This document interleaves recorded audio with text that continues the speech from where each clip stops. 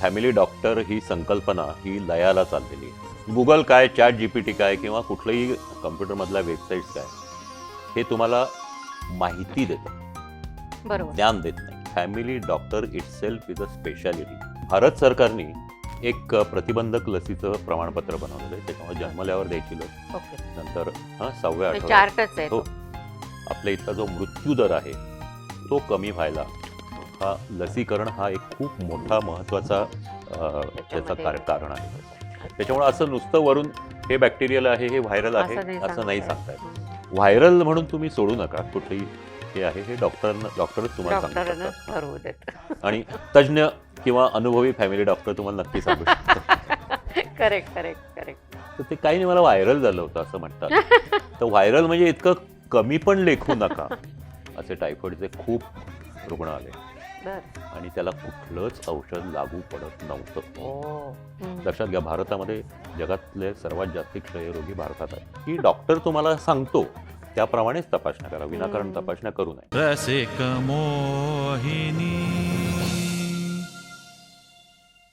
Hello, नमस्कार. रसिक मोहिनीच्या या नवीन पॉडकास्टमध्ये मी भाग्यश्री देसाई आपल्या सगळ्यांचं मनापासून स्वागत करते. रसिक हो, आज आपल्याकडे जे गेस्ट आलेले आहेत ते अत्यंत म्हणजे तुम्हा सगळ्यांना ते खरं परिचयाचे असतीलच. अनेक वृत्तपत्रांमधून, टी व्हीमधून त्यांच्या मुलाखती झालेल्या आहेत. हजारो मुलाखती त्यांच्या झालेल्या आहेत. त्यांनी पुस्तकं भरपूर लिहिलेली आहेत आणि स्वतः म्हणजे डॉक्टर तर आहेतच, पण त्याचबरोबर एक उत्कृष्ट लेखक आणि कवीसुद्धा ते आहेत. आणि SSCमध्ये ते बोर्डात आलेलं एक हुशार विद्यार्थी म्हणून प्रसिद्ध होते तेव्हा. आणि त्यांचं कोरोनाच्या काळामध्ये स्पेशली त्यांचं खूप मोठं योगदान आपल्याला मिळालेलं आहे. त्यावरचं त्यांचं पुस्तकही प्रकाशित झालेलं आहे. मी स्वतः ते वाचले पुस्तक आणि फारच छान आहे. तर आज आपण त्यांच्याकडनं, कारण काय आहे त्यांच्याकडनं ज्ञानाचं एवढं मोठं भांडार आहे, पण आज आपण काय करणार आहोत, 3 सब्जेक्ट्स आपण घेतलेत, त्याविषयी आपण त्यांच्याशी बोलणार आहोत. आणि त्याच्यामध्ये पहिलं आहे फॅमिली डॉक्टर, की जी संकल्पना आजकाल काय म्हणू नाहीशीच होत चालली आहे, त्याबद्दल आपण बोलणार आहोत. दुसरं आहे व्हॅक्सिन किंवा लस. तर लस घेण्याचं महत्त्व, त्याचे फायदे, त्याचे तोटे, कधी घ्यायला पाहिजे, कोणी घ्यायला पाहिजे, कोणी घ्यायला नाही पाहिजे, कधी घ्यायला पाहिजे, याविषयी सगळी माहिती आपण घेणार आहोत.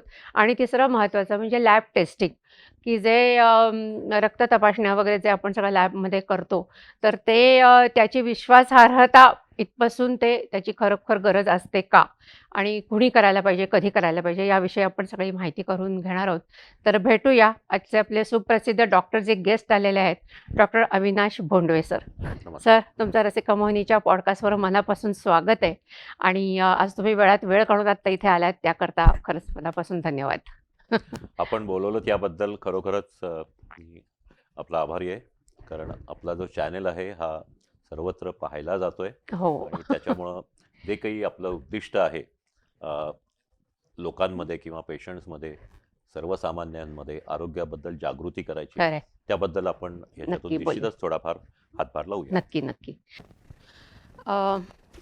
आपल्या रसिक मोहिनीच्या पॉडकास्टला जे गेस्ट येतात त्यांच्याकरता जागृती एंटरप्राइजेस एक छोटंसं गिफ्ट देतात, तर हे तुमच्याकरता. आणि किशोर पंपचं हे कॅलेंडर खास नवीन वर्षाचं. धन्यवाद.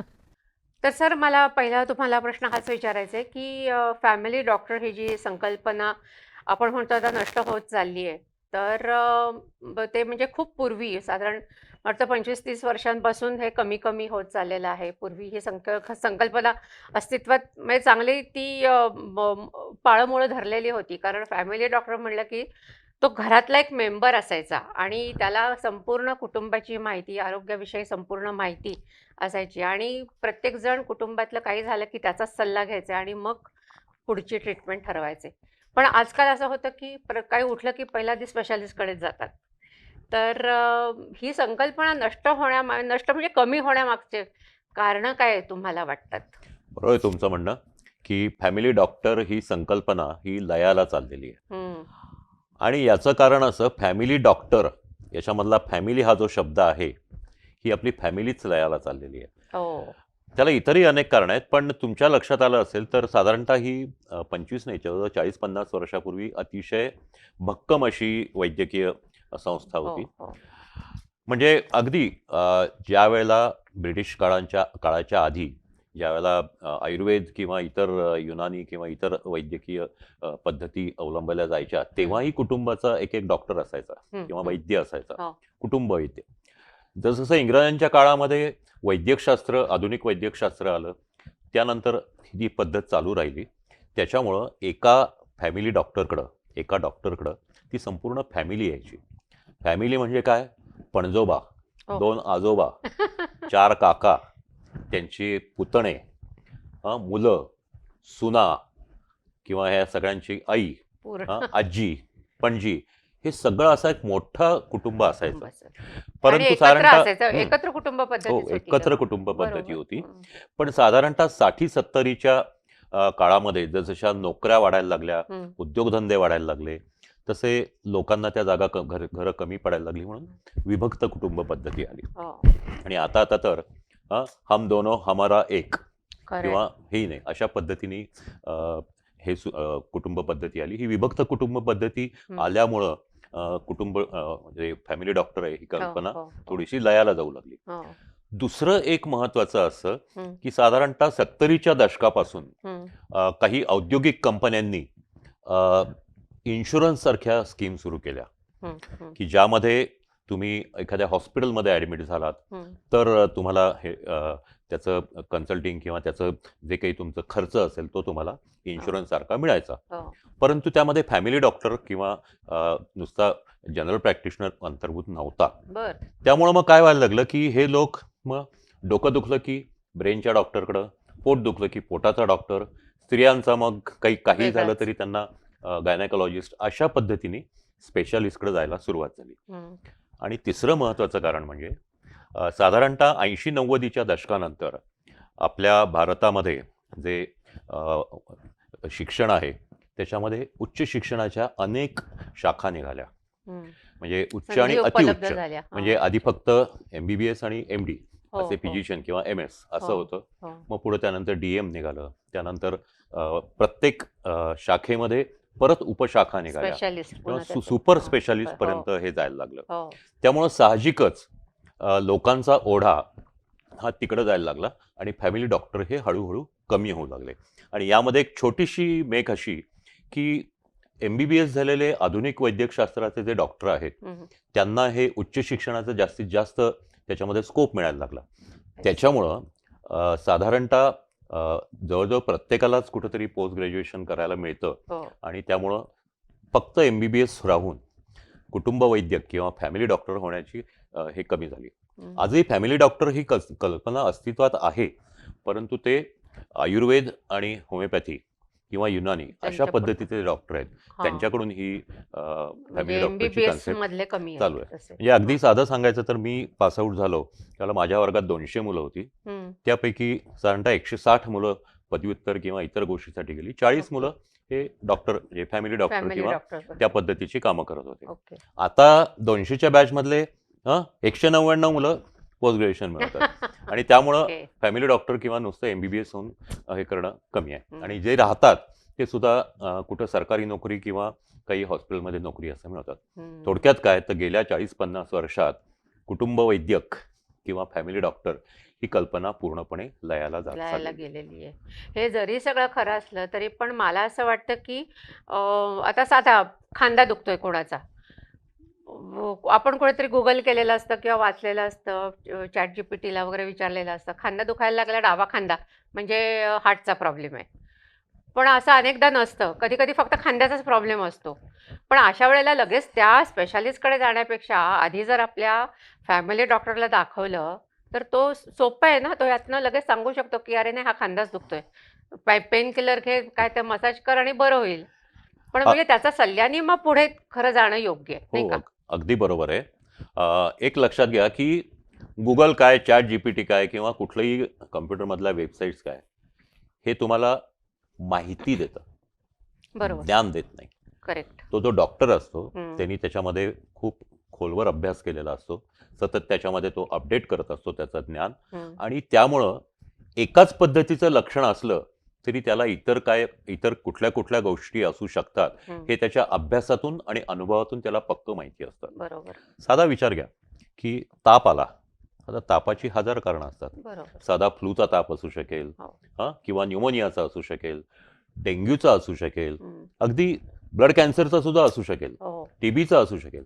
परंतु हे रुग्णाच्या लक्षणावरून ओळखणं आणि त्या दृष्टीने त्याचं निदान करणं हे डॉक्टरचं काम असतं. बरोबर. तुम्ही चॅट जीपीटी किंवा याच्यामध्ये जर पाहिलं तर ते होणार नाही.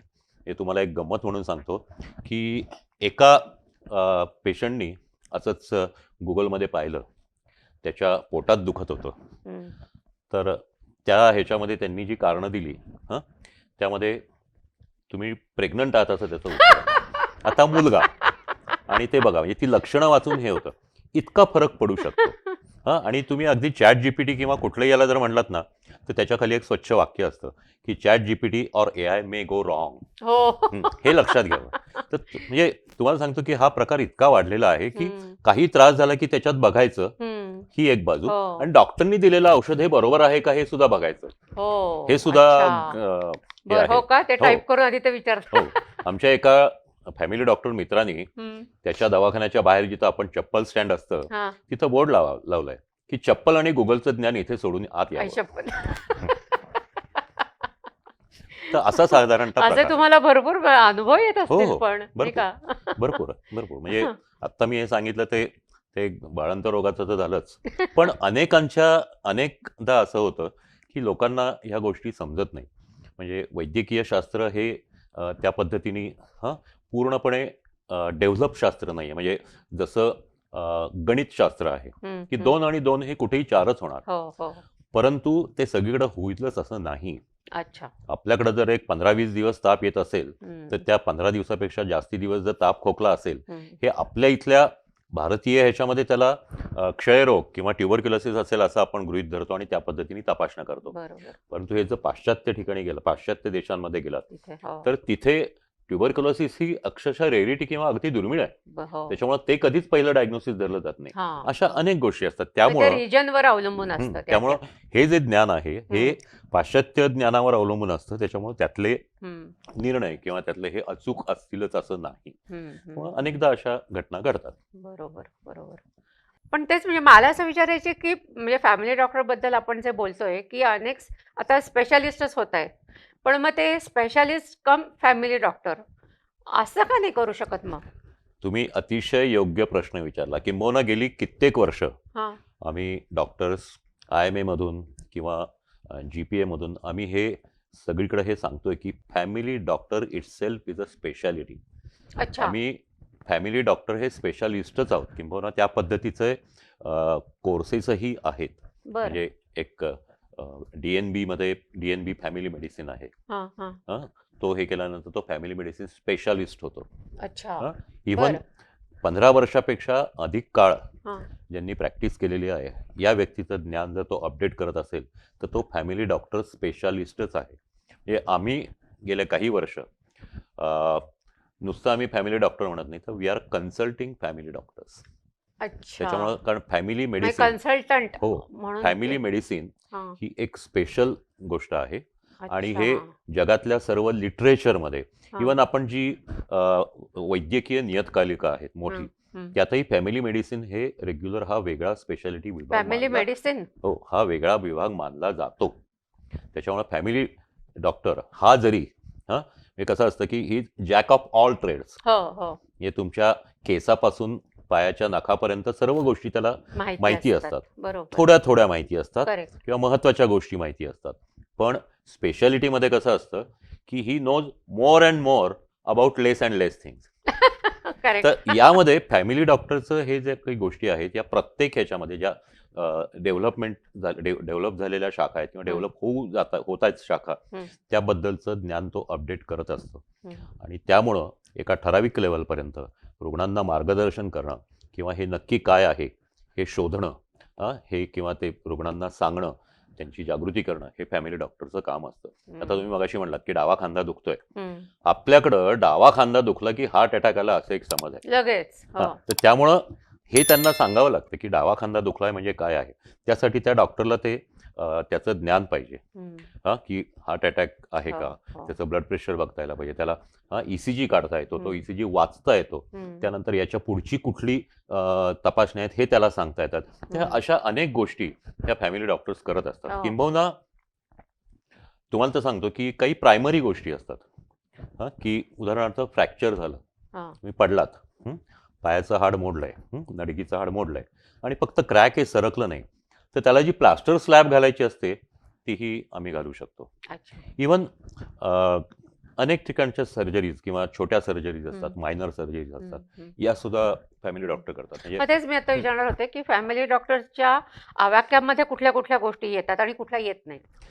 की ज्या गोष्टी आपल्याला OPD प्रोसिजर्स म्हणून केल्या जातात, बर. की कुठेही ॲडमिट न करता, त्या तो करू शकतो. बर. किंवा इवन ॲडमिट करूनही एखादा पेशंट तो ट्रीट करू शकतो. म्हणजे आता उदाहरण जायचं झालं तर एखाद्याला एक छोटी गाठ आहे, हा. तपासणी अंती असं लक्षात आली की ती चरबीची गाठ आहे, बर. तर तो त्याच्यामध्ये ती भूल देऊन तो दवाखान्यामध्ये ते काढू शकतो. वार्ट सारखं असं काही काही वॉर्ड असतं किंवा ते वार्ट. सिस्ट बर. म्हणतात त्याला, Cyst. किंवा असे जे असतात हा. तर ते काढू शकतो. आम्ही अनेकदा केलेले आहेत असे. बर. बर. किंवा एक मोठी जखम आहे तर त्याला तो टाके घालू शकतो. अच्छा. किंवा आता सांगितलं असतं प्लास्टर स्लॅब देऊ शकतो. अशा अनेक गोष्टी तो करू शकतो. ट्रॅक्शन देणं किंवा ह्या अच्छा. पद्धतीच्या गोष्टी करू शकतो. बर. बर. त्या व्यक्तीला जर ह्या गोष्टी महत्वाच्या काय आहेत, एखादी व्यक्ती जर खूप गंभीर स्वरूपात आली हम्म. आणि तर गंभीर स्वरूपात दवाखान्यात आली, त्याचा श्वास कमी झालाय, त्याचं हृदयाला काही ठोके कमी झाले, तर अशा वेळेला इमर्जन्सी ट्रीटमेंट देऊन त्याला ऑक्सिजन लावणं किंवा त्याला इतर काही इंजेक्शन टेम्पररी देणं रिलीफ आणि त्याला स्टेबल करून पाठवणं, हे सुद्धा फॅमिली डॉक्टरचं काम हो, असतं आणि ते बरोबर. केलं ते जातं. महत्वाचं आहे. हो. आणि त्याचबरोबर की तुम्हाला माहिती आहे की भारताच्या ग्रामीण विभागात डॉक्टरची संख्या कमी आहे, हम्म. स्पेशालिस्टची तर अगदीच कमी आहे. हो. त्याच्यामुळे अतिग्रामीण भागात ज्यावेळेला एखादा पेशंट असतो, तापाचा असेल, समजा त्याला टायफॉइड आहे, हम्म. तर हा फॅमिली डॉक्टर त्याला ट्रीट करू शकतो. त्याचं सलाईन लावणं, त्याला अच्छा. औषधं लावणं, कुठली इंजेक्शन देणं, ओके. बर. हे बर. सगळं करू शकतो. हो. किंवा इवन काही आजार असे असतात की आता अगदी तुम्हाला सर्वात सोपं सांगतो की डेंग्यू. आपल्याकडे डेंग्यू म्हणलं की लोक डायरेक्ट हॉस्पिटलमध्ये ॲडमिट होतात. हो. हो. परंतु डेंग्यूचं मी साधारणतः गेली काही वर्ष दरवर्षी 2-1 हजार पेशंट बघतो डेंग्यूचे. 2000. हो, 2,000 पेशंट बघतो. मग त्यांची बापरे. तपासणी करून त्याच्यामध्ये काही फिक्स प्रिन्सिपल्स असतात, हा. की उदाहरणार्थ प्लेटलेट काउंट जो आहे हो. तो साधारणतः 1.5 लाख ते 4.5 लाख असतो. हो. तो अगदी 30,000 जाईपर्यंत तुम्ही त्याला ऍडमिट करायची गरज नसते. नसते. बरं. त्याच्यामुळे पेशंटचं रोजच्या रोज तपासणी करणं, हम्म. त्यांना धीर देणं, विशेषतः आई वडिलांना किंवा त्याच्या नातेवाईकांना धीर हा. देणं, हो. किंवा हे आत्ताशी 70-80 हजार आहे हो. आणि एक आठवड्याभरात ते पुन्हा नॉर्मल जाईल. बर. तर हे सगळं जे आहे ना, हे सगळं हे स्पेशालिटी मध्येच येतं. बरं. ओके. त्याच्यामुळे तो हेही डिसीज ट्रीट करू शकतो. बर. बर. फक्त फॅमिली डॉक्टरचं कसं असतं, क्रिकेटर सारखं असतं. तुम्हाला माहिती असेल की क्रिकेटमध्ये असं एक सांगितलं जातं की तुम्ही ज्यावेळेला बॅटिंग करताय त्याला ऑफस्टम्पच्या बाहेरचा चेंडू असेल हम्म. हम्म. तर त्याला कट करू नका किंवा त्याला शॉट मारू नका, तुम्ही कॅच आउट व्हाल. हम्म. त्याच्यामुळे आपल्या ज्ञानाच्या कक्षेमध्ये हम्म. हम्म. ज्या गोष्टी आहेत, हम्म. ज्या गोष्टी आपण खात्रीने बऱ्या करू शकतो किंवा त्याला उपचार करू शकतो, हम्म. अशा गोष्टींमध्येच त्यांनी लक्ष घालावं. हम्म. त्याच्या पलीकडच्या गोष्टी त्याला माहिती असतील, हम्म. परंतु त्यासाठी त्याला स्पेशालिस्टकडे पाठवावं लागतं. अच्छा. तर यासाठी ते फॅमिली डॉक्टरचा जरी माहिती असलं फरक. तरी त्यांनी Correct. त्याच्याविषयी बोलू नये थोडक्यात. अच्छा. त्यामुळे लिमिटेड स्वरूपात Limited. फॅमिली डॉक्टर हा स्पेशलिस्ट असतो हा. आणि पण त्याला त्याच्या लिमिटच्या पलीकडे ज्यावेळेला रुग्ण असतो किंवा रुग्णाची लक्षणं असतात किंवा सिम्पटम्स असतात, त्याला रेफर करायला लागतं. Refer करायला लागतात. हे खूपच छान माहिती मिळाली. हे म्हणजे फॅमिली डॉक्टरचं महत्त्वही आज आहेच तेवढं, आणि जे आपण म्हणतोय नामशेष होत चाललंय ते थोडंसं खरं रिवाईव्ह करणंही गरजेचं आहे. आता आपण आपल्या दुसऱ्या टॉपिककडे वळूया, जे मगाशी मी म्हणते लस, वॅक्सिन या संदर्भामध्ये. तर पहिलं म्हणजे भारतात कोणत्या कोणत्या वॅक्सिन्स उपलब्ध आहेत आत्ताच्या घडीला, आणि कितव्या वर्षापासून ते कुठल्या वर्षापर्यंत साधारण? हे बरोबर आहे. लस म्हणजे काय असतं, तर लस हे म्हणजे आपल्या आजारापासून संरक्षण करण्याची कवच कुंडली कवच असतं. कुंडली. हा. म्हणजे कसं असतं की एखादा आजार होतोय, तो आपल्या प्रतिकारशक्तीला, आपली प्रतिकारशक्ती त्याला रोखू शकत नाही, हम्म. हम्म. तर त्यावेळेला त्याची लस घ्यावी लागते. हो. साधी गोष्ट आहे.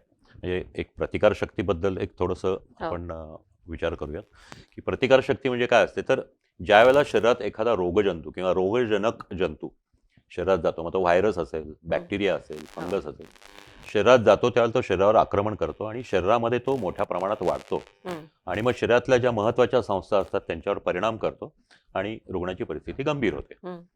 असे अनेक आजार होते, परंतु त्या वेळेला शास्त्रज्ञांनी त्याच्यावर शोध लावले आणि त्याप्रमाणे लसी तयार केल्या. आता यामध्ये तुम्ही जर पाहिलं तर आणि त्याचा परिणाम हा जगामध्ये दिसतोय. बोलू आपण त्याच्यावर की एक लक्षात घ्या की भारतामध्ये जगातल्या सर्व लसी उपलब्ध आहेत. जन्मलेल्या बाळापासून ते अगदी जरठ व्यक्तीपर्यंत आपल्याला लसी BCG घेता येतात. जन्मल्या देतात. आपलं तर सगळ्यांनी जन्मल्या घेतलंय ते. त्याच्यामध्ये प्रकार आहेत की जन्मलेल्या किंवा लहान मुलांच्या लसी हो, हा एक भाग आहे हो. आणि मोठ्या लोकांच्या किंवा मोठ्यांच्या. मोठं झाल्यानंतरच्या लसी हा दुसरा भाग आहे. आता लहान मुलांच्या लसी तुम्ही म्हटलात ते बरोबर आहे की जन्मल्या सुद्धा द्याव्या लागतात. की जन्मल्या BCGचं लस दिली जाते पहिल्या काही दिवसात. ओरल पोलिओ दिलं जातं, रोटा व्हायरस दिलं जातं. रोटा व्हायरस. रोटा व्हायरस म्हणजे काय आहे तर हे एक रोटा व्हायरस नावाच्या जंतूमुळं एक प्रकारचे जुलाब होतात. भारतामध्ये या जुलाबामुळं अनेक लहान मुलं मृत्युमुखी पडायची. पण ही लस ज्यावेळेला द्यायला सुरुवात झाली त्यानंतर हे प्रमाण खूप कमी झालं. तसंच पोलिओचं आहे. तुम्हाला माहिती आहे की पोलिओची लस आपण ज्यावेळेला व्यवस्थित दिली गेली त्यानंतर भारतात गेल्या 10-15 वर्षापूर्वी पोलिओ भारतातून नष्ट झाला. जगातून नाही नष्ट झाला पण भारतातून नक्कीच नष्ट झाला. तर सरकारने फार मोठं काम हा केलंय. हा लसीचा परिणाम आहे. दुसरी गोष्ट धनुर्वाताचं तुम्हाला सांगतो. मी ज्यावेळेला शिकत होतो 70s 80s मध्ये त्यावेळेला धनुर्वाताच्या केसेस महिन्याला किंवा आठवड्याला आम्हाला एक दोन बघायला मिळायच्या. पण लोकांनी धनुर्वाताच्या लसी इतक्या छान पद्धतीने घेतल्या किंवा दिल्या गेल्या की आज धनुर्वाताचा पेशंट दिसणं हा विरळा आहे. तर ही मुलांची जी असते त्यानंतर साधारणतः 6व्या आठवड्यापासून दर महिन्याला काही लसी दिल्या जातात.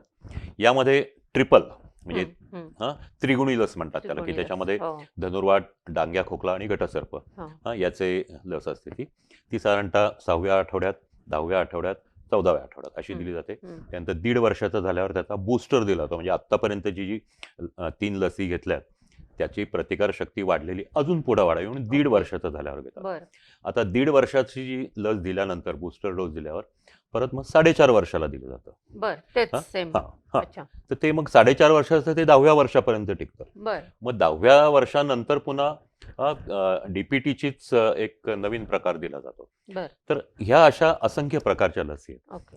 पण याचबरोबर कसं आहे की भारत हा आपला देश आहे की भारतामध्ये अनेक लोक हे दारिद्र्य रेषेखाली आहेत किंवा मध्यमवर्गीय, लोअर मध्यमवर्गीय असे खूप आहेत.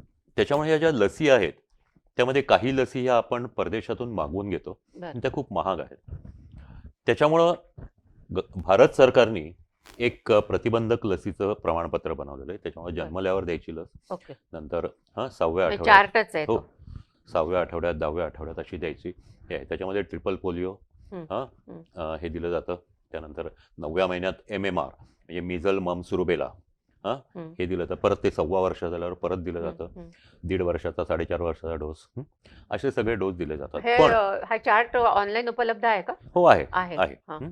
तर हे सरकारचं जे वेळापत्रक आहे त्याचबरोबर इंडियन अकॅडमी ऑफ पेडियाट्रिक्स ही जी भारतातल्या बालरोग तज्ज्ञांची संस्था आहे त्यांनी ही काही विशेष की जी सरकारी शेड्यूलमध्ये दिली जात नाहीत अशा काही लसी त्याच्यात घेतल्यात. त्याच्यामध्ये मेंदूज्वर, हिब, नंतर न्यूमोनिया किंवा अशा पद्धतीच्या लसी दिलेल्या आहेत. किंवा सर्वात महत्वाचं म्हणजे फ्लू, इन्फ्लुएन्झा हा सुद्धा आपल्याकडे हे आहे ती सुद्धा दरवर्षी ती दिली जाते. DTAP म्हणून जी लस आहे तीही दिली जाते. तर आता ह्या गोष्टी ज्या आहेत याच्यामध्ये आहे साधी गोष्ट कांजण्यांची लस सरकारी याच्यात दिली जात नाही परंतु ह्या IAPच्या ह्याच्यामध्ये ती दिली जाते. तर या पद्धतीने शेड्यूल जे आहे त्या पद्धतीने प्रत्येक पालकांनी ते दिलंच पाहिजे. सर्वात महत्वाची गोष्ट म्हणजे भारत सरकारने अनेक लसी किंवा या सर्व लसी या खेडोपाड्यामध्ये सर्व प्राथमिक आरोग्य केंद्रात किंवा उपप्राथमिक आरोग्य केंद्रात सब सेंटर्समध्ये तिथंही उपलब्ध असतात. या मोफत असतात का? या पूर्णपणे मोफत असतात. तर त्यामुळं आणि हे प्रमाण खरोखर वाढतंय त्याच्यामुळे हे आजार कमी होत चालले. तुम्हाला कदाचित आठवत असेल की पूर्वी तुमच्या आमच्या लहानपणी गटसर्पाचे पेशंट यायचे पण हे ज्या वेळेला ट्रिपलची ही लस दिली गेली त्यावेळेला घटस्फोट आता बघायला मिळत नाही. अच्छा, हो. टांग्या खोकला हाही हो. बघायला मिळत नाही. तर हे जे आहे धनुर्वात, तर मगाशी म्हणलंच आपण, हम्म, तर लसीचं हे महत्व आहे की हो. त्यामुळं ते आजार होत नाहीत. हम्म, आणि भारतामध्ये आपल्या इथला जो मृत्यू दर आहे तो कमी व्हायला हो. हा लसीकरण हा एक खूप मोठा महत्वाचा त्याचं त्याच्यामध्ये कारण आहे. होतं. म्हणजे ज्यावेळेला भारत स्वतंत्र झाला त्यावेळेला भारताच्या लोकांचं आयुर्मान हम्म, हे 34 वर्ष होतं. हो. आज आपण 75 वर्ष आपण 75च्या पुढे हो, पोहोचलो. हो. तर हे जे आहे लहानपणी खूप मुलं दगावायची या आजारांनी, तर ते सर्व बंद बंद झालं. झालं. किंबहुना स्त्री गरोदर असताना सुद्धा हम्म. तिला धनुर्वाताचं इंजेक्शन दिलं जातं. 2 किंवा अच्छा, 3 हो, या हो. आधी दिल्या जातात. हम्म, हम्म, त्याचबरोबर फ्लूची लस दिली जाते. हम्म. इवन मधल्या काळामध्ये कोविडची सुद्धा लस देण्याचा हो, हो. प्रस्ताव होता. तर अशा पद्धतीच्या लसी आहेत. त्याचबरोबर जे मगाशी मी म्हणलं ही लहान मुलांच्या लसी झाल्या, त्याचबरोबर बरोबर. मोठ्या माणसांच्याही लसी असतात. हो, हो, हो. हे 4.5 वर्ष झालं की काम संपलं असं नाही. हा. तर लहान मुलांच्या बरोबर ह्या जे शेड्यूल्स आहेत, मोठ्या माणसांच्या सुद्धा लसी आहेत, हा. त्या सुद्धा आपल्याला द्याव्या लागतात. आता बरं. यामध्ये तुम्हाला सर्वात महत्त्वाचं सांगतो की तुम्हाला माहिती आहे की म्हणजे आमच्या रोजच्या याच्यामध्ये पायाला कुठं तरी लागलं हो. किंवा कुठं जखम झाली, पायात खिळा घुसला, लोखंड लागलं की लोक येतात आणि धनुर्वाताचं इंजेक्शन घेतात. हो. आणि मग ते दर 6 महिन्यांनी घ्यायचं, वर्षांनी घ्यायचं वगैरे विचारतात. पण यामध्ये एक खूप महत्त्वाची गोष्ट अशी की आपण ज्या लहान मुलाला जे ट्रिपलचं इंजेक्शन देतो त्या धनुर्वाताची लस असते. असतंच का? हा. त्याच्यामुळे 4.5 वर्षापर्यंत तो पूर्ण प्रोटेक्ट होतो. 4.5 वर्षाचा बूस्टर दिल्यावर तो 10व्या वर्षापर्यंत ती प्रतिकारशक्ती टिकते. टिकते. हा. पण 10व्या वर्षापासून टीडॅप नावाची जी लस आहे ती लस दर 10 वर्षांनी दिली तर त्याला ते तिन्ही आजार आयुष्यात होत नाहीत. बरं. 10 वर्षांनी बरं, बरं. ओके. ती दिली जात नाही. त्याच्यामुळे मग लागलं की धनुर्वाताचं कुठली इंजेक्शन लस? टीडॅप, टी- TDAP म्हणजे टीडॅप. टीडॅप. बर. तर ही लस महत्वाची आहे. ती सर्वत्र मिळते. मग दर 10 वर्षांनी सगळ्यांनी घ्यायची. 10व्या वर्षी घ्यायची. आत्ता घेतलं की दर 10 वर्षांनी घ्यायची. म्हणजे हो. ते आजार होत नाही. म्हणजे तुम्ही आम्ही सुद्धा सगळ्यांनी. विशेषतः हो चालेल ना. पण विशेषतः ही जी तरुण मुलं आहेत हो. ज्यांनी 4.5 वर्षाची झाली आणि आता ते 10 वर्षाचे झालेत, या 9-10 वर्षाच्या मुलांना सर्वांना ती दिली गेली पाहिजे. म्हणजे पुन्हा पुन्हा त्याची गरज लागत नाही. हम्म. आपल्याकडं कसं आहे की भारतामध्ये अनेकदा लसीबद्दल बरेच गैरसमज असतात, पण परदेशामध्ये ते आहेत. पण लस दिल्यामुळं हे आजार होत नाहीत हे आपल्या देशात जरा लोकांना कमी लक्षात आलेलं आहे, परदेशामध्ये झालेलं आहे. त्याच्यामुळं एक मी असं सांगेन की बाळ जन्मल्यापासून हम्म.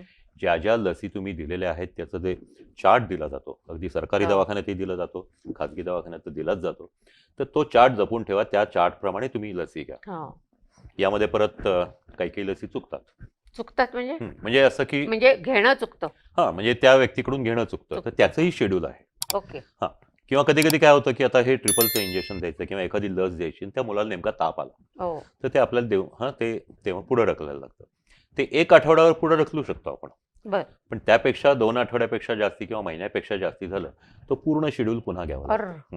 हे लक्षात घ्या. बरं. कारण ती जी एकावर एक अशी हो. जी प्रतिकारशक्ती वाढत असते तिला खीळ बसलेली आहे. ओव्हरलॅप झालं असतं ते. हा. हा. तर त्याच्यामुळे ती घ्यावी.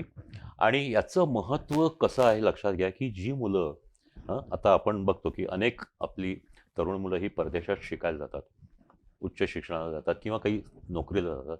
परदेशात जाताना त्यांना त्या युनिव्हर्सिटीमध्ये ऍडमिशन मिळताना हे सगळं शेड्यूल जे आहे हो. हे सादर करावं लागतं. फॉलो इतकं करायला त्याला लागतं, महत्त्व आहे. त्यांना द्यायला लागतं. त्याच्यामुळं आजच्या सुशिक्षित आई वडिलांनी हे नक्कीच लक्षात घेतलं पाहिजे की आपल्या बाळाचं किंवा मुलाचे सर्व ही जपून ठेवायला History पाहिजे, त्याप्रमाणे जपून दिली ठेवायला पाहिजे. म्हणजे ते दिल्याने Correct. हा. त्याचं आरोग्यही चांगलं राहील आणि उच्च ते- शिक्षणाच्या वेळेला त्याला त्रास फायद्याचं होईल. होणार. हो. मगाशी बोलता बोलता म्हणजे आता एकदम पटकन आठवलं. बऱ्याच लोकांना कन्फ्युजन असतं की व्हायरल इन्फेक्शन आणि बॅक्टेरियल इन्फेक्शन. म्हणजे मला काही इन्फेक्शन झालं की ते बॅक्टेरियल आहे का व्हायरल आहे हे मी कसं ओळखायचं? नाही, आता हे थोडंसं काय म्हणतात त्याला महत्त्वाचं ही गोष्ट आहे.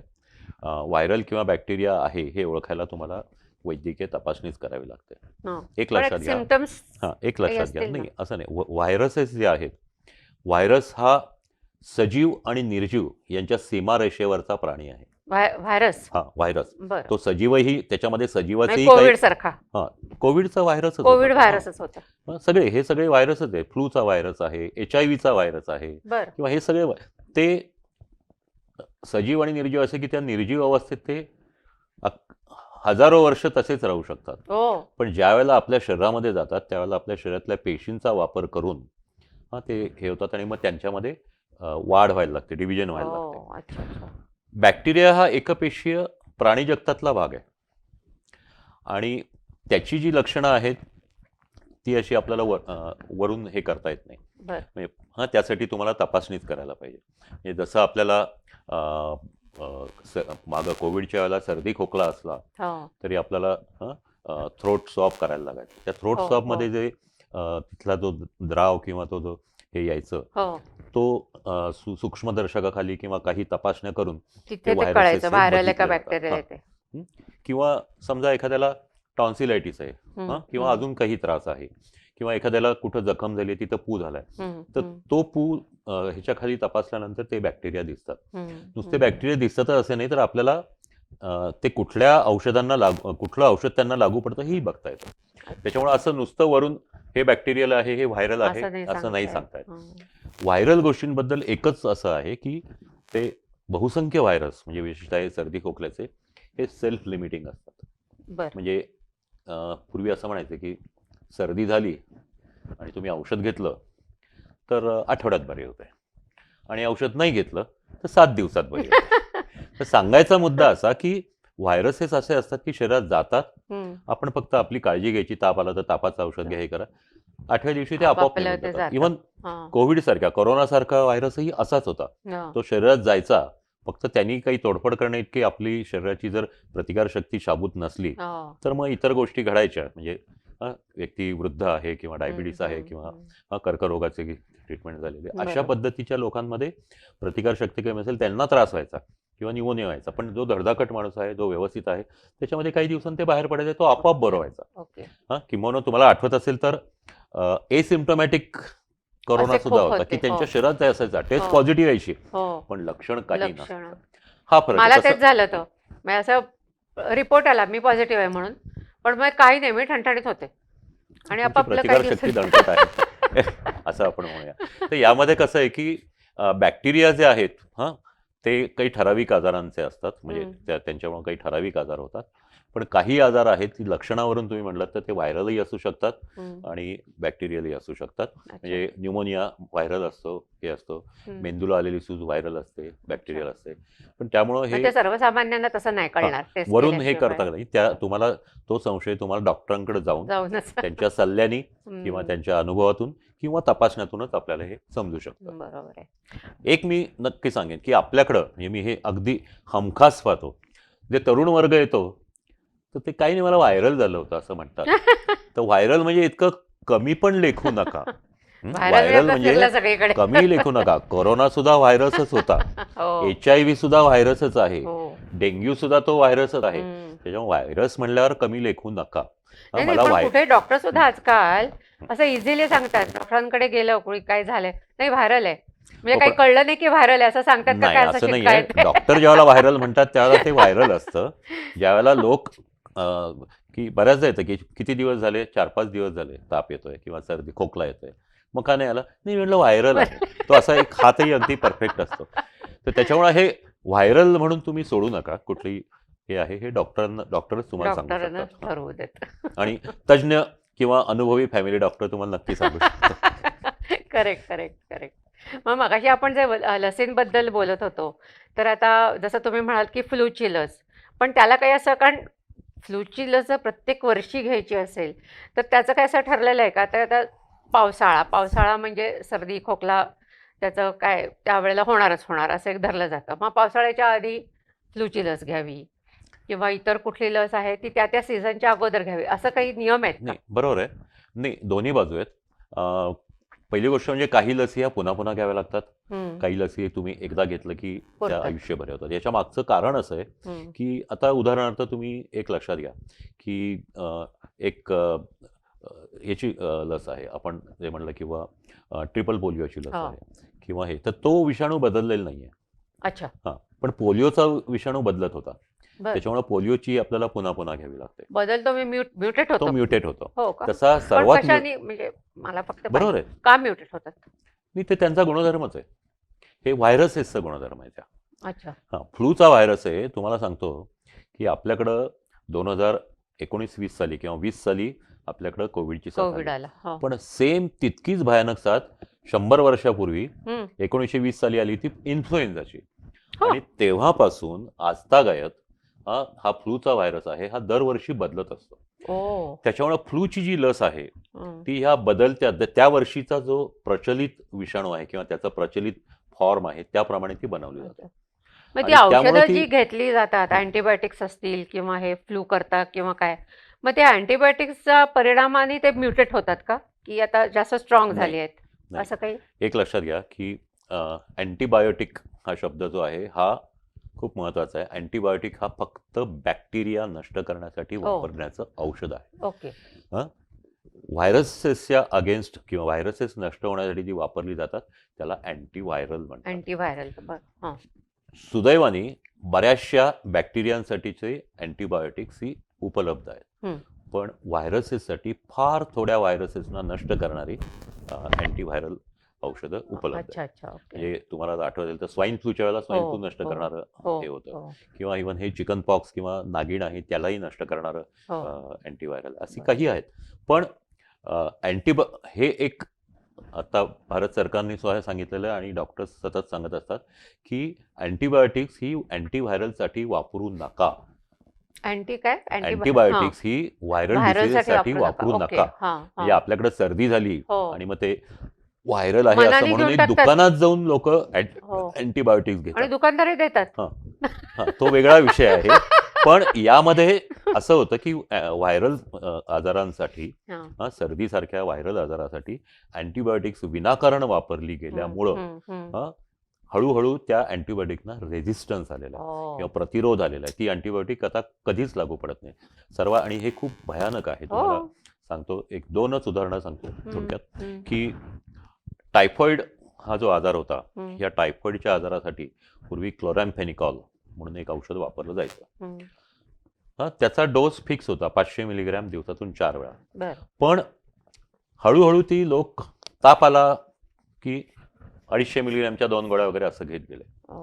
एक काळ असा आला साधारणतः 1983-84च्या काळात एक परिस्थिती अशी आली की भारतातल्या म्हणजे महाराष्ट्रातल्या एका शहरामध्ये असे टायफॉइडचे खूप रुग्ण आले बरं. आणि त्याला कुठलंच औषध लागू पडत नव्हतं. ओ.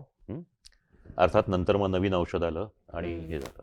हां, तर ते औषध ते- त्यावेळेला साधी ती गोळी 50 रुपयाला मिळत होती. आता ती 5 रुपयाला मिळते आणि तीही अशी बेपरवाईने बेपरवाईने वापरल्यामुळं हां. तीही आता आपणच resistance आपलं आलेलं आहे. नुकसान करून घेतोय. त्याच्यामुळे अँटीबायोटिक्स अजिबात विनाकारण घेऊ नको, हम्म, घेऊ नयेत. हम्म, दुसरं एक महत्त्वाचं तुम्हाला अतिशय हम्म. काय म्हणतात त्याला, दुर्दैवी आणि खतरनाक गोष्ट म्हणजे रादर आपल्याला मनाला चाटून जाणारी गोष्ट आहे. ट्युबरक्युलोसिस हम्म. क्षयरोगासाठी. हम्म. लक्षात घ्या, भारतामध्ये जगातले सर्वात जास्त क्षयरोगी भारतात आहेत. हो. हम्म. बापरे. आणि त्याची जी ट्रीटमेंट असते ती साधारणतः आणि तो शरीरातला कुठलाही आजार भागाला होऊ शकतो, कुठल्याही अवयवाला होऊ शकतो. बरं. 9 महिने ते 1.25 वर्षापर्यंत ती औषधं सलग घ्यावी लागतात, बरं. एकही दिवस गोळी न विसरता. हो. पण बऱ्याचदा ती नीट घेतली जात नाही. हम्म, हम्म, हम्म. लोक चुकवतात, मध्येच थांबवतात आणि त्याच्यामुळे त्यांना रेझिस्टन्स येतो. हम्म. आत्ता परिस्थिती अशी आली की ही जी औषधं आहेत, ही औषधं भारत सरकारने सर्वत्र मोफत उपलब्ध केलेली आहे, टीबीची औषधं. बरं. पण लोक ती नीट घेत नसल्यामुळं त्याला रेझिस्टन्स आलेला आहे. आणि एक अशी परिस्थिती आली की टोटल ड्रग रेझिस्टन्स, क्षयरोगावरची जी औषधं आहेत त्यातलं कुठलंच औषध त्या आजारावर चालत नाही. म्हणजे ते अरे जंतू सगळे बापरे. पचवतात. बापरे. म्हणजे ते हा जीवाणू जंतू आहे, पचवतात. ओ. हा अँटीबायोटिक त्याला मारतोय, ओ. तसं न होता ते आल्यानंतर ते तुम्ही हे केलं रेग्युलर, त्याच्यावर जो मारा व्हायला पाहिजे तो थांबला की मग नंतर ते तयार होतात आणि मग ते अँटीबायोटिकला गिळून टाकतात, काही आई. परिणाम होत नाही. बापरे. असा प्रकार होतो. तर त्यामुळं अँटीबायोटिक्स ही व्हायरल कंडिशनमध्ये वापरू नये. वापरू नये. पण मग आता टीबीचं काय परिस्थिती आहे आपल्याकडे? काय औषधं आहेत त्याच्यावर? त्याच्यावर काही आता नवीन औषधं येऊ घातलेली आहेत, पण ती खूप त्रासदायक आणि खूप महाग प्रोसिजर आहे. म्हणजे सरकारलाही ते परवडत नाही अशा पद्धतीची इतकी ती महाग औषधं आहेत. अरे बापरे. आणि त्याच्यामध्ये रुग्ण दगावण्याची शक्यता जास्ती टीव्ही असते. मध्ये जातात माणसं? टीबीमध्ये म्हणजे हे MDR किंवा हम्म. टोटल ड्रग रेझिस्टन्स जो TBR आहे, हो. XDR, त्याच्यामध्ये जातात. अरे बापरे. हां, म्हणजे हे असं झालं की आधी हो सुरुवातीला हो त्याची जी 4 औषधं असतात त्याच्यातला एकाला रेझिस्टन्स येत होता. मग 2 ह्याला यायला लागले. आम्ही ती बदलून दुसरी देत गेलो. त्यानंतर त्यालाही सर्व रुग्ण रेजिस्टन्स आली. आला. असं अशा पद्धतीचा हा प्रकार आहे. बापरे. तर हे जे आहे हे सर्वच गोष्टींना घडू शकतं. त्याच्यामुळं तुम्हाला एक हे सांगतो की आत्ता नुकतंच जे पंतप्रधान नरेंद्र मोदींनी मन की बात हो. शेवटच्या रविवारी करतात, हो, यावेळेला त्यांनी असं सांगितलं की हम्म. लोकांनी अँटिबायोटिक्स ही जपून वापरावी. हम्म. विशेषतः लहान मुलांना तर तुम्ही डॉक्टरांच्या सल्ल्याशिवाय देऊ नये. देऊ नये. कारण खरंय. हे अँटिबायोटिक्सला प्रतिरोध किंवा रेझिस्टन्स खूप मोठ्या प्रमाणात वाढतोय. वाटतंय. आणि जर अशी परिस्थिती चालू झाली तर पुढं तुम्हाला एखादा आजार झाला तर कुठलंच औषध त्याच्यावर लागू पडणार नाही. पंतप्रधानांनी हे परिस्थिती. सांगायची वेळ यावी. हो ना. म्हणजे हो हे ना. किती गंभीर आहे हे लक्षात घ्या. खरंय खरंय. त्याच्या उलट आता आपण बघतो अनेक लोक असं म्हणतात की माझी प्रतिकारक शक्ती इतकी जबरदस्त आहे की मी लसच घेणार नाही. म्हणजे तुम्हाला आठवत असेल तर कोविडमध्ये म्हणजे माझ्याच माहितीत असे खूप लोक आहेत की ज्यांनी लस घेतलीच नाही आणि त्यांना विचारल्यावर ते म्हणले हे त्या लसीला काही अर्थ नसतो, त्यांनी काही उपयोग होत नाही आणि माझी प्रतिकारशक्ती जबरदस्त आहे, कुठल्याही रोगाला मी फेस करू शकतो. तर हे योग्य आहे का? आणि हे लसींचा म्हणजे उपप्रश्न माझा तोच आहे की 100% लसींचा उपयोग होतो का? काही लोकांचं ते म्हणणं असतं की मला अमुक अमुक प्रतिकारशक्ती आहे, मला काहीही होणार नाही. हो. हे तद्दन चुकीचं आहे. आणि अत्यंत म्हणजे त्यांचा काही अभ्यास नाही किंवा त्याला काही महत्त्व देऊ नये. हम्म. एक लक्षात घ्या, प्रतिकारशक्ती ही आपल्या शरीरातली एक प्रतिकार प्रणाली असते, त्याचा बर. भाग असतो. आणि विविध आजारांवर जी की आपण आपल्या शरीर लढत असतं हम्म. त्याची ती प्रणाली असते. आणि पांढऱ्या पेशी ज्या असतात आपल्या शरीरामध्ये, तांबड्या आणि पांढऱ्या, हम्म. त्या पांढऱ्या पेशींचा एक विशिष्ट प्रकार असतो, लिम्फोसाइट्स, हो. टी लिम्फोसाइट्स, हो. यांच्यामध्ये ती असते. हम्म. आणि ही प्रतिकारशक्ती ही टप्प्याटप्प्याने आपल्या शरीरात येत असते. म्हणजे बाळ ज्यावेळेला आईच्या उदरात किंवा गर्भात असतं, हम्म. पोटात असतं, त्यावेळेला 4थ्या महिन्यामध्ये आईकडून मुलाला काही तिच्या शरीरातली प्रतिकारशक्ती ही बाळाकडे जाते. ओके. बाळ ज्यावेळेला जन्माला येतं आणि ज्यावेळेला आई त्याला पहिलं स्तनपान करते, त्याच्यामधून बरीच प्रतिकारशक्ती हो, बाळाला मिळते. असं म्हणतात. बरोबर. हम्म. हम्म. पण एवढ्याने काम पूर्ण होत नाही. अजूनही अनेक आजार असे असतात की ज्यांची प्रतिकारशक्ती मानवामध्ये नाही आणि नाही. ती आपल्याला लसीनी घ्यावी लागते. अच्छा. त्याचबरोबर काही नवीन नवीन आजार असतात की जे आत्तापर्यंत मानवजातीच्या जन्मापासून उपलब्धच नव्हते. त्याच्यामुळे मानवामध्ये किंवा प्राण्यांमध्ये ते नाहीच आहे. माहितीच नव्हतं. हो. आणि त्यामुळे त्याची लस घ्यावी लागते. आणि करोनाच्या बाबतीत हेच झालं हो. की करोना हा नवीन होता. करोना हो. जेव्हा सुरुवातीला आला ना, हो. त्याला नॉवेल करोना आहे, त्याचं नाव काय ठेवायचं हाही प्रश्न होता. हां, तर इतकं असे काही घडले तर मग त्याची नवीन लस डेव्हलप करावी लागते आणि हम्म, ती हम्म, घ्यावी हम्म, लागते. हम्म. आणि ह्या लसी करताना शास्त्रज्ञांनी आपले प्राणही गमावलेले आहेत. हम्म. म्हणजे अशा अनेक हो. कथा आहेत. पण सांगायची मुद्दा असा की प्रतिकारशक्ती ही माझ्यामध्ये आहे असं हे धरू नये. हो. तुमचं दुसरं जे हे होतं की 100% बरा होतो का, तर हम्म. नाही. हम्म. हां, प्रत्येक लसीची काही मर्यादा असते. हम्म. जास्तीत जास्त 80 ते 90% पर्यंत त्या लोकांना होत नाही. प्रोटेक्शन पण देतात. 10% लोकांना होऊ शकतं. आणि हे सर्व लस ज्या वेळेला तयार होत असते त्यावेळेला टप्प्याटप्प्याने त्याच्या ज्या चाचण्या होतात, टेस्ट होतात, हम्म. त्यामध्ये हे कळतं. म्हणजे सुरुवातीला लॅबोरेटरीमध्ये तपासलं जातं, लॅबोरेटरीमधल्या ॲनिमल्समध्ये तपासलं जातं, म्हणजे अच्छा. ससे किंवा उंदीर ह्याच्यामध्ये. हो. त्यानंतर मर्यादित प्रमाणात माणसांमध्ये तपासलं जातं. हम्म. आणि नंतर मोठी ट्रायल जे सर्व जातीच्या, धर्माच्या, लिंगाच्या, रंगाच्या अशा सर्व स्त्री पुरुषांमध्ये ते हे केलं जातं. खूपच चांगली माहिती मिळाली त्या निमित्ताने. आता आपण तिसरा जो आपला सब्जेक्ट होता लॅब टेस्टिंग, तर त्याविषयी मला विचारायचं आहे की अनेकदा म्हणजे पेशंटला जेव्हा तो डॉक्टरकडे जातो तेव्हा त्याला काही टेस्टिंग करायला सांगतात आणि प्रत्यक्षात रिपोर्ट आला की नॉर्मल असतं, काहीच नसतं त्याच्यामध्ये, तरी त्या पेशंटला त्रास होत असतोच. मग अशा वेळेला डॉक्टरनी काय करायचं? म्हणजे लॅब टेस्टिंग लॅब रिपोर्ट जो आहे त्याच्याप्रमाणे त्यांनी जावं पेशंट रिपोर्ट जो आहे ऍक्च्युली त्याच्याप्रमाणे त्यांनी जावं. एक लक्षात घ्या, लॅब टेस्टिंग किंवा रक्त किंवा इथे तपासण्या हम्म, का हम्म, करतात हम्म. याच्या मागची आपण पार्श्वभूमी हो लक्षात हो घेऊया. एक विचार करा की मी बसलोय दवाखान्यात, पेशंट येतो, तो काही तक्रारी घेऊन येतो, लक्षणं घेऊन येतो. हो हा, म्हणजे खोकला आहे, ताप आहे, डोकं दुखतंय, अमुक झालंय, तमुक झालंय. त्यानंतर डॉक्टर ते कधीपासून झाले त्याची हिस्ट्री विचारतात, इतरही गोष्टी, हो तो काय करतो, कुठं राहतो, हे करतो, कारण काही आजार अशातून पसरत असतात. हो त्यानंतर त्या रुग्णाची तपासणी केली जाते, म्हणजे ते त्याचे छाती, पोट, ब्लड प्रेशर, ह्या गोष्टी तपासल्या जातात. बरोबर. हे सगळं तपासल्यावर त्याची हिस्ट्री आणि ह्या तपासण्यामधून डॉक्टरच्या मनामध्ये एक प्रोव्हिजनल डायग्नोसिस तयार होतं स्केलेटन. की ह्याला हे किंवा हे किंवा हे असू शकतं. आता काही काही आजार असे असतात की ते हमखास तिथं स्पॉट डायग्नोसिस असते की त्याला बाकी काही करावं लागत. ओके. पण एक 2-3 शंका तयार होतात. मग ह्या शंका काढून टाकण्यासाठी ह्या तपासण्या सांगितल्या अच्छा. जातात. तर हे आहे. आणि दुसरी त्यामध्ये महत्वाची गोष्ट म्हणजे गेली काही वर्ष, गेली 20-25 वर्ष जागतिक पातळीवर जे म्हणजे वैद्यकीय उपचार केले जातात हे एव्हिडन्स बेस्ड मेडिसिन म्हणतात. म्हणजे माझ्याकडे हा पेशंट आलाय, याला TB आहे असं मला वाटलं म्हणून मी त्याला औषध नाही द्यायचं, किंवा याला टायफॉइड आहे असं मला वाटलं म्हणून औषध नाही द्यायचं. बरोबर. तर त्याला टायफॉइड आहे त्या टेस्टमध्ये सिद्ध करायचं आणि मगच ते औषध द्यायचं, हा नियम आहे. आणि त्यामुळं ह्या सगळ्या तपासण्या केल्या जातात आणि कराव्यात. कारण तुम्हाला तो आजार नसेल, एकासारखी एक दिसणारी अनेक लक्षणं असतात, हो.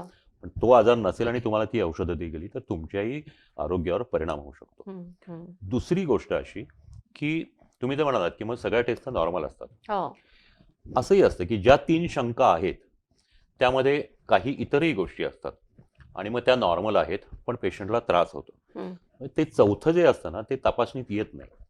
हे आता अगदी साधं झालं तर उद्या डोकं दुखतंय, हा. आता हे डोकं दुखतंय सर्दीने दुखतंय, काय त्याला ब्रेन ट्युमर आहे, का त्याचं BP वाढलंय, का त्याला अजून काही आहे, का सायकोलॉजिकल आहे, सायकोलॉजिकल. हा, बरोबर असू शकतं. स्ट्रेस रिलेटेड हो आहे. हो तर एकदा मी सगळं तपासून घेतल्यावर जर ते नॉर्मल आहे तर याचा अर्थ तो त्रास आहे हा याच्यात बसत नाही, घाबरायचं कारण नाही. छातीत दुखतंय, ECG नॉर्मल आहे, एक्सरे नॉर्मल आहे, इतर तपासण्या नॉर्मल आहे, हे दुखतंय हे मसलचं पेन असेल किंवा हे असेल. म्हणजे थोडक्यामध्ये टेस्ट नॉर्मल आल्या म्हणजे आपण आता काही नाही असं नाही आहे, तर तुम्हाला जो त्रास असतो तो वेगळ्या कारणाने असतो आणि त्याचा उपचार डॉक्टर करत असतात. पण अनेकदा मग असंही होतं की म्हणजे गरजच नाहीये तरी सुद्धा अनावश्यक टेस्टिंग ज्याला आपण म्हणतो तसंही करायला सांगतात. आणि अशा वेळेला पेशंट म्हणजे एकतर काही काही टेस्ट खूप महाग असतात, प्रचंड महाग असतात, काही काही ठीक असतात म्हणजे. पण जिथे पेशंटला सुद्धा असं वाटतं की अरे टेस्टिंगची गरज नाही आहे, मला करायला सांगतायत आणि एवढी महाग टेस्ट आहे, तर अशा वेळेला पेशंटच्या मनामध्ये शंका येऊ शकते की याच्यामध्ये काही इतर काही आहे आता का. यामध्ये असं आहे की अनेक टेस्ट जे आहेत त्या नवीन आलेल्या आहेत. आणि त्याची जी प्रोसिजर असते ही खूप महाग असते, म्हणजे ती खूप मोठी असते. हो. त्याची जी यंत्र असतात किंवा त्याची जी काही किट्स असतात हे खूप महाग असतात, त्यामुळे त्या टेस्ट महाग असतात. म्हणजे असं नाही किंवा ती 50 रुपयाची टेस्ट आहे लोक 5,000 सांगतात असं नसतं. त्याची ती किंमत असते आणि ती त्याप्रमाणे ठरवली गेलेली असते. त्याच्यामुळं असं हे नसतं. आणि डॉक्टर अनावश्यक टेस्ट सांगतात असं हे होत नाही. मी तुम्हाला सांगितलं की जे त्याचं निदान असतं, प्रोव्हिजनल डायग्नोसिस असतं, त्याच्यामधलं काय आहे काय नाही हे समजण्यासाठी त्या टेस्ट सांगितल्या जातात. पण प्रत्यक्षात मात्र अनेकदा उलटच बघायला मिळतं. म्हणजे एका बाजूनी आपल्या इथले पेशंट्स हे डॉक्टर अनावश्यक तपासण्या सांगतात असंही म्हणतात, पण कित्येकदा मी फक्त शुगर करून यायला सांगितली आहे, BSL फास्टिंग PP, ते कुठल्या तरी कॉर्पोरेट लॅबमध्ये जातात आणि तिथं सांगतात की अहो तुम्हाला हे जे ना हे 5,000 रुपयात तुमच्या 170 तपासण्या होतील आणि त्या करून येतात. त्यामध्ये असंख्य अनावश्यक तपासण्या असतात, ते मात्र अगदी लोक हिरिरीने करतात. आणि याच्यामध्ये लॅबवाले सजेस्ट करतात, मार्केटिंगचा भाग आहे. त्याच्यामुळे लोकांनी त्याच्या हे करू नये, हा विरोधाभास आहे की डॉक्टरनी सांगितलेले टेस्ट अनावश्यक आणि अनावश्यक टेस्ट मात्र म्हणजे त्या इतक्या अनावश्यक असतात की पुरुषांमध्ये स्त्रियांचे हॉर्मोन, स्त्रियांमध्ये पुरुषांचे हॉर्मोनही तपासले जातात की याची गरज नसते. अगदी मी तुम्हाला माझ्या अनुभवाने सांगतो, अगदी नऊवारी नेसणारी, मोठं कुंकू लावणारी 70 वर्षाच्या म्हातारीची HIV टेस्ट केली जाते. काय गरज आहे? म्हणजे सांगायचा मुद्दा असा की डॉक्टर तुम्हाला सांगतो त्याप्रमाणेच तपासण्या करा, विनाकारण तपासण्या करू नये. आता ह्या तपासण्यामध्ये मागं काही आहे का, हा अनेकदा आरोप केला जातो की हो. डॉक्टर लॅबकडे हा, पाठवतात, मी तेच आता ठराविकच विचारणार होते लॅबकडे की त्याच पाठवतात. लॅबकडे जा, हा, असं तर का? याच्या मागचंही कारण आहे. एक हा. लक्षात घ्या की लॅब टेस्ट हा म्हणजे सुप्रीम कोर्टाचा निर्णय असतो, इस्पार किंवा उस्पार. हा. एखादी व्यक्ती आहे, त्या मला समजा वाटलं त्याला काही काही गोष्टी असतात, म्हणजे या व्यक्तीला HIV आहे किंवा नाही, हं? मला त्याप्रमाणे पुढे ट्रीटमेंट करायची किंवा ऑपरेशनसाठी तयारी करायची, तर ते महत्त्वाचं असं. ती चुकली तरी पंचायत होऊ शकते. हो. हं? साधं घ्या, शुगरचं घ्या. ब्लड शुगर एखाद्या माणसाला तपासायला सांगितली, त्याची शुगर 200 आली पण प्रत्यक्षात ती 400 असेल तर, आणि उलट असेल, त्याची 400 आली आणि ती 200 असेल तर, हो. मी 400 प्रमाणे औषध दिलं आणि तो बेशुद्ध पडला तर. त्याच्यामुळं हे जे चुकीचे रिपोर्ट जर आले तर ते शेवटी डॉक्टरवर येतं, ते की येतं, बरोबर डॉक्टरच्या आहे. डोक्यावर येतं हो. की त्या तुमच्या ट्रीटमेंटमुळे पेशंटला असं झालं. त्यासाठी डॉक्टर या बाबतीत हे असतात की ठराविकच सजग लॅबमध्ये असतात. जावा. हा. त्याचं कारण तिथं विश्वास असतो. आणि दुसरी महत्त्वाची गोष्ट म्हणजे भारत सरकारने एक NABL असं एक ॲक्रेडिटेशन हे लॅबसाठी केलेलं आहे. काय NA? NABL. बर. पुण्यातलंही असंख्य लॅब त्याच्यामध्ये आहेत. तिथंच जाऊन करा, कारण त्यांची जी टेस्ट असते ती पूर्णपणे खात्रीची असते. यांच्याकडे असं असतं की ते ती जी पण हे संस्था पेशंटला कसं कळतं मग? NABLची संस्था, तिथं बोर्ड लावलेला असतो, लावलेलं NABL ॲक्रेडिटेड. नाही, तिथं असं असतं की ते प्रत्येक त्यांच्या ठराविक काही टेस्ट या दुसरीकडे पाठवले जातात. त्यांचे रिपोर्ट, हे रिपोर्ट सतत तपासले अच्छा. जातात. ओके. दुसरीकडचे रिपोर्ट यांच्याकडून तुमचं काही आहे का ते अच्छा, बघितलं अच्छा, जातं. ओके. आणि त्यामध्ये जर काही चुका असतील तर त्या लगेच करेक्ट करायला लागतात. बर बर. तर त्यामुळं अशा ठिकाणीच जावं.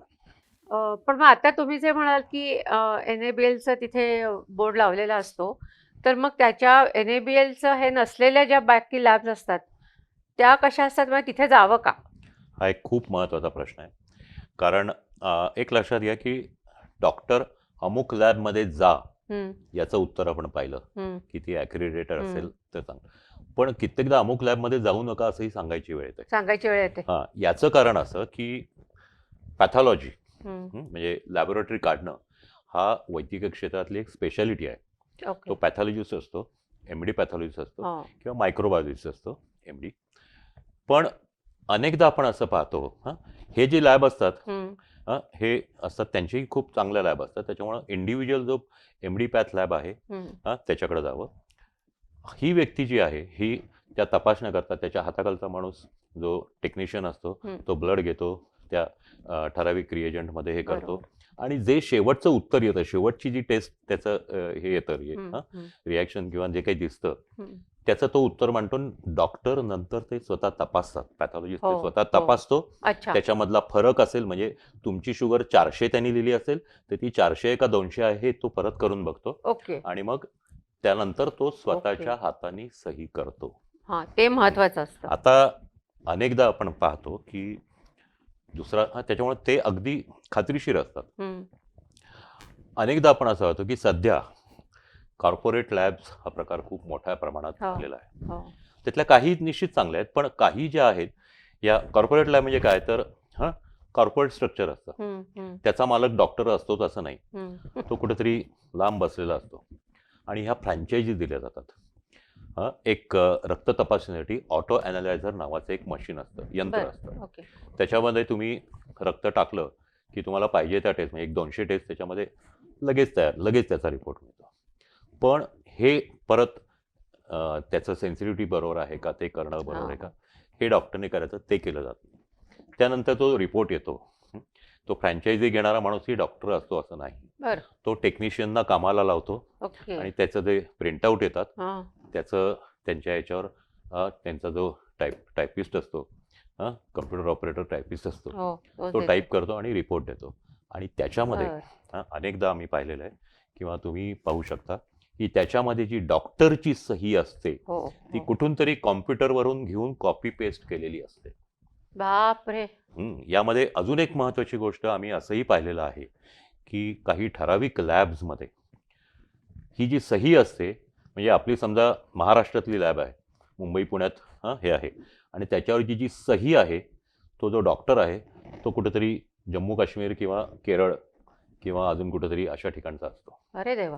आपल्या देशामध्ये नियम काय आहे की जे डॉक्टरचं जे रजिस्ट्रेशन असतं हो. किंवा प्रॅक्टिस करायची परवानगी असते ती राज्यापुरती असते. हम्म. ते सेंट्रल आ, काउन्सिल आहे, ओके. NMC जे आहे, तिथं रजिस्ट्रेशन असावंच लागतं. पण आता माझी प्रॅक्टिस ही महाराष्ट्रापुरतीच मी करू शकतो. मला जर महाराष्ट्राच्या बाहेर जायचं तर मला तिथल्या काउन्सिलचं, मला राजस्थानमध्ये जाऊन करायचं तर राजस्थान मेडिकल काउन्सिलची परवानगी घ्यावी लागते, त्यांचं हे करायला लागतं. तसं बर केलेलं नसतं ओके. आणि इथे फसगत होऊ शकते. हो. त्याच्यामुळं मी मगाशी आपण जे म्हणलं की ते एकावर एक फ्री ही जे मार्केटिंग कन्सेप्ट आहे आहे ना. त्याप्रमाणे 5,000 तुमच्या इतक्या टेस्ट करू, टोटल बॉडी चेकअप हो, या हे नावाचा आजकाल प्रकार ते करू. पेपरमध्ये हां, जाहिराती येतात. तर हे पेपरमध्ये जाहिराती हो. येतात, टेलिव्हिजनवर जाहिराती हो असतात, ना. भारतातले नामवंत नट त्याला हे करत असतात. तर हे जे प्रकार आहेत ना, एंडॉर्स हे करतात. सर्वसामान्य लोकांनी जपून राहावं. असं नाही किंवा ते सगळ्यांचं चुकीचं असेल, हम्म. परंतु नक्की सावध आपल्या राहा. ते हां, त्यांचं तिथे व्हॅलिडिटी बघायला करण्यापेक्षा पाहिजे. ॲक्रेडिटेड लॅबमध्ये करा किंवा MD पॅथॉलॉजिस्टमध्ये करा, असंच मी नक्की सांगेन. हम्म, हम्म. आता म्हणजे मला एकदम पटकन आठवलं वॅक्सिनेशन आपण ज्याबद्दल बोलतो लस, तर त्या म्हणजे घ्यायची वेळ आली म्हणजे कोणाला घ्यायची असेल तर लॅबमध्ये घ्यावी का डॉक्टरांकडनं जाऊन घ्यायला पाहिजे? लॅब नाही, कसं आहे, एक लक्षात घ्या की व्हॅक्सिन हे शेवटी एक बाहेरचं एक औषध आहे, जे तुम्हाला टोचलं जातं, त्याच्यामुळे ती डॉक्टरकडेच घ्यायची असते. अच्छा. अनेक व्हॅक्सिनमध्ये तुम्हाला कोविडच्या वेळेला आठवलं किंवा लहान मुलांचे हा.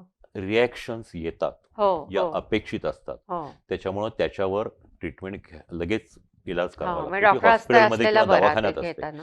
म्हणजे साध्या ट्रिपलच्या इंजेक्शनमुळे सुद्धा त्या मुलाला त्रास होतो. तुम्हाला तर माहिती आहे की ट्रिपलचं इंजेक्शन दिलं की 2 दिवसांनी ताप येतो. हो. ती पॉझिटिव्ह रे, म्हणजे ती येणं अपेक्षित येणं असतं, म्हणजे अपेक्षित त्याची आहे. प्रतिकारशक्ती हो, हो. पण कित्येकदा एकदम संपूर्ण अंगावर रॅश येणं किंवा रिॲक्शन येणं ज्याला म्हणतो आपण, हम्म. तसं होऊ शकतं आणि मग त्याचं त्या व्यक्तीचं किंवा त्या मुलाचं जीव अगदी हो. गंभीर होऊ शकतो, म्हणजे बापरे. त्याचा जीवाशी येऊ शकतं ते. ओके. त्यामुळं ही हॉस्पिटलमध्ये किंवा तज्ज्ञ डॉक्टरकडेच घ्यावी, की लॅबमध्ये वगैरे घेता का मला? लॅबमध्ये नाही दिली लस जात घेता. नाही. दिलीच जात नाही. हां. अच्छा, तर आपण शेवटाकडे येतोय. रॅपिड फायर राऊंड आहे. आणि असं काही नाही की अगदी येस नो असं काही नाही, आपण बोलू शकतो त्यावर. पटपट बोलायचं. हा, लस घेतल्यामुळे तब्येत अजून बिघडते. हे फारसं बरोबर नाही आहे. लस ही आपल्याला प्रतिकारशक्ती होण्यासाठीच असते. त्या आजाराची साथ आली तर त्याच्यापासून वाचण्यासाठी असते. त्याच्या किरकोळ रिॲक्शन येऊ शकतात, परंतु जर योग्य काळजी घेतली तर मग निश्चितच हे होतं. एक त्याच्यामध्ये असं आहे की काही काही लसी असतात, त्या घेतल्यानंतर तो सौम्यसा आजार होऊन जातो. म्हणजे जी ताप येणं वगैरे. कांजण्याची लस आहे, हा. ती दिली तर त्या बाळाला क्वचित प्रसंगी कांजण्याचे सौम्य ओके. हे होऊन जातं, पण ते अच्छा, आपोआप अच्छा, बरं अच्छा. होतं आणि कायमची कांजण्याविरुद्ध कायम स्वरूपी. प्रतिकारशक्ती मिळते. ओके. गोवराच्या लसीचंही असं होऊ शकतं. तर ओके. ते बिघडत नाही तब्येत, ती प्रतिकारशक्ती चांगली हां. होते आणि अच्छा. ते आजार होण्यापासून तुम्ही वाचता. बरं बरं. फॅमिली डॉक्टरपेक्षा स्पेशालिस्ट लवकर बरं करतो. आता हे कसं आहे की हे 50-50%. तुम्हाला जर साधा आजार असेल, एक लक्षात घ्या, तर फॅमिली डॉक्टरच तुम्ही जावं. तुम्हाला किती कुठलाही त्रास असेल तर पहिल्यांदा फॅमिली डॉक्टरकडे जा, कारण फॅमिली डॉक्टर हा सर्व गोष्टी बघतो. आजार साधा आहे की नाही हे तो सांगेल ना. स्पेशलिस्टकडं जाणं, डायरेक्ट जाणं हे अनेकदा होऊ शकतं. म्हणजे कसं आहे की उद्या तुम्ही डोकं दुखतं म्हणून ब्रेन स्पेशलिस्ट गेलो तो फक्त ब्रेनमध्ये काही नाही एवढंच सांगेल, पण त्याचं इतर काही कारण असेल तर तो ते सांगू नाही शकत नाही सांगू किंवा शकणार. सांगत नाही, कारण तो त्याच्या ह्याच्यात बघतो. बरोबर. पोटाचा डॉक्टर असेल तर तो पोटाचंच सांगेल. हो. त्याच्यामुळं मी असं म्हणेन की तुम्हाला लवकर बरं व्हायचं असेल हम्म. तर आधी फॅमिली डॉक्टरकडे जा. जर आवश्यक असेल तर फॅमिली डॉक्टर स्पेशलिस्टकडे पाठवेल, त्याच्याकडे जा, स्वतःहून जाऊन. बरोबर. एकदा लस घेतली की आयुष्यभर निरोगी राहता येतं.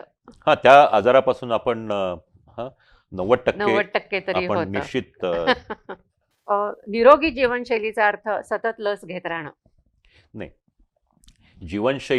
निरोगी जीवनशैली माझ्या जिव्हाळ्याचा विषय. याचे खरे भाग वेगळे आहेत. म्हणजे आपण आरोग्य कशाने राहतं तर त्याच्या 5 पायऱ्या आहेत. 5 म्हणा, 6 म्हणा.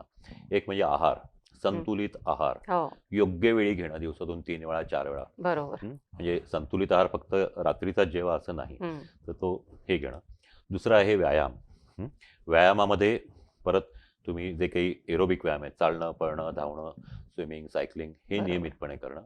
काही एनारोबिक व्यायाम आहेत म्हणजे जिम, की ज्याने हाडं आणि स्नायू चांगले होतात. आणि जसे प्राणायाम किंवा इतर हे आजार आहेत, योगासनं, इतर हे जे व्यायाम आहेत हे करा. तिसरी गोष्ट जी आहे ती म्हणजे विश्रांती, की जी आजकाल विसरली जाते, हो की हो तुम्हाला 7 ते 8 तास झोप मिळालीच पाहिजे. खरंय. त्याचबरोबर तुम्ही झोपेची वेळ ठराविक पाहिजे. आत्ताच्या जीवनशैलीत हे सगळं हो बदलत हो चाललंय. हो खरंय. खाणं, व्यायाम हे सगळं बदलत. चौथी जी गोष्ट आहे ती लस आहे. हा अच्छा. आणि नंबर 4ला येते ती. पाचवी जी गोष्ट आहे ती व्यसनं टाळणं ही आहे. ते तर सगळ्यात ह्या सगळ्या महत्वाचं गोष्टी आहे. ज्या आहेत ह्या आजच्या जीवनशैलीमध्ये ह्या सगळ्या ह्याची उलथापालथ झालेली आहे. हो हो त्याच्यामुळेच अनेक आजार आले, किंबहुना जीवनशैलीचे आजार असेच ह्याला समजलं जातं. म्हणजे डायबिटीज, ब्लड प्रेशर हे जीवनशैलीचे आजार आहेत. हो हो करेक्ट. गुगल डॉक्टरवर विश्वास ठेवावा का? बिलकुल नाही. Strong no. Strong no. आपण मगाशी म्हणलं की त्यातून तुम्हाला माहिती मिळेल, ज्ञान मिळणार ज्ञान नाही. नाही मिळणार. त्यातून ते तुम्हाला महत्वाचं. कुठला आजार असू शकतो हे कळेल, हो हो पण तुम्हाला तोच आजार तुम्हाला आहे याची तोच आहे खात्री की नाही करणार. हे नाही समज. तुम्हाला दिलेलं औषध किती उपयुक्त आहे हे कळेल, पण त्यांनीच तुम्हाला रिॲक्शन येईलच असंही तुम्हाला कळणार नाही. ओके. आणि तेच तुम्हाला आवश्यक आहे हे तुम्ही ठरवू शकत नाही. त्याच्यामुळं गुगल डॉक्टरवर विश्वास ठेवू नका. हाडामांसाच्या डॉक्टरवर विश्वास ठेवा. खरंय. सिनेमात दाखवतात तसं लॅब टेस्टिंग मध्ये टेस्टिंग न करताच अनेकदा रिपोर्ट दिले जातात. असं होत नाही. कारण हे झालं तर हे झालं तर अंधाधुंदी त्या होईल पेशंटच्या जीवावर येईल. हम्म. आणि जर कोणाला असा संशय वाटत असेल हम्म. तर आपण त्याची खात्री, आपण त्याचं जे काही तक्रार आहे ती मेडिकल काउन्सिलकडे निश्चित करू शकता. हा. महाराष्ट्रामध्ये राहणाऱ्या व्यक्तींना मेडिकल काउन्सिल मध्ये काय म्हणजे तुम्ही माझा अध्यक्ष पण होतात. नाही, मेडिकल मी IMA चा होतो. मेडिकल काउन्सिल ही डॉक्टरांचं हा शिक्षण, हा त्यांचा करिक्युलम आणि त्यांची नैतिक गोष्टी सांभाळण्यासाठी ही अच्छा क्वासी ज्युडिशियल हे आहे. त्यांना ओके. कायदेशीर मग अधिकार तिथे आहे. ज्यांना कायदेशीर योग्य अधिकार आहे. पाहिजे असेल ते जाऊ शकतात तिकडे. हा, नाही, तक्रार असेल जायची किंवा गरज काय. नाही. हा MMCची साईट आहे, महाराष्ट्र मेडिकल काउन्सिलची बरं. वेबसाईट आहे. त्याच्यावर जाऊन तुम्ही ऑनलाईन सुद्धा ही तक्रार नोंदवू शकता. आणि असेल तर जरूर करा, कारण ह्या अशा ज्या गोष्टी आहेत ही म्हणजे आपल्या केवळ आरोग्यालाच नव्हे तर समाजाला लागलेली कीड असते. हो असं कोणी करत असेल याच्यावर माझा विश्वास नाही, पण तुम्हाला शंका असेल तर जरूर तक्रार करा आणि त्याच्यातलं वेळेस सत्य त्यातनं तुम्ही उघडकीला सावध आणा. राहायला हा. पाहिजे. खूप छान. खूप आम्हाला इन्साइट्स चांगल्या मिळाल्या. आणि अर्थात हे आपण खूप लिमिटेड मला वाटतं विषय घेतले आज. अजून भरपूर असे विषय आहेत की आपण जे डिस्कस करू शकतो. केव्हाही घ्या, आणि पुढच्या पॉडकास्टमध्ये आपण नक्की ते विषय घेऊया. निश्चित. पण तोपर्यंत खूप खूप धन्यवाद. आणि थँक्यू. आज आवर्जून तुम्ही इथे आलात. तुमच्या सगळ्या फ्युचर प्रोजेक्ट्स करता रसिका मोहिनीकडून मनापासून शुभेच्छा. थँक्यू. रसिका हो, तुम्हाला हा पॉडकास्ट नक्की आवडला असेल याची खात्री आहे. आणि डॉक्टरांच्या परवानगीने मी त्यांचे कॉन्टॅक्ट नंबर्स वगैरे सगळे आपल्या डिस्क्रिप्शन बॉक्समध्ये देणार आहे. तुम्हाला कधीही वाटलं काही तर तुम्ही त्यांना फोन करू शकाल किंवा त्यांचा ईमेल ID असेल तिथे तुम्ही जाऊ शकता. आणि हा पॉडकास्ट जर तुम्हाला आवडला असेल तर आपल्या मित्रमंडळींमध्ये नक्की शेअर करा. आणि आम्हाला फेसबुकला आणि इन्स्टाला सुद्धा फॉलो करायला विसरू नका. भेटूया पुढच्या पॉडकास्टमध्ये. तोपर्यंत मस्त राहा, मजेत राहा, आनंदात राहा. धन्यवाद. रसिक मोहिनी